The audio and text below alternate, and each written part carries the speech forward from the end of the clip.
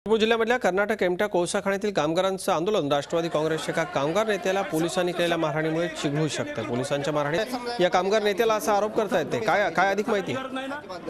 अजित, हे आंदोलन सुरू होतं 3 दिवसांपासून आणि सगळ्या आंदोलन करताना 200 वर आंदोलन करताना पोलीस ठाण्यात आणलं गेलं होतं आणि या संदर्भात वाद सुरू असताना डीवायएसपी गणेश गावडे यांनी गुन्हेगारासारखी मारहाण या कामगार नेत्याला केली आहे। त्याला पुन्हा एकदा आपल्या चेंबर मध्ये घेऊन गेले आणि खूप मोठ्या प्रमाणावर मारहाण केल्यानंतर बेदम त्याचा हात मोडलाय। जिल्हा सामान्य रुग्णालयात दाखल आहे। एवढ्यावर जे आंदोलन थांबलं नाही, हे 200 लोकांनी जामीन घेण्यास नकार दिला तर सर्वांना कारागृहात पाठवण्यात आले आहे। याचे पडसाद पुढच्या काळामध्ये जिल्ह्यात उमटण्याची शक्यता आहे। आशिष, आपण बघतोय हे डीवायएसपी महोदय स्वतः न्यायाधीश असल्यासारखं वागतायत। पोलिसांचे नेमके हक्क काय आणि ऍक्च्युअल पोलिसिंग काय हे त्यांना कळतं का? त्यांनी थेट मारहाण केली आहे नेत्याला।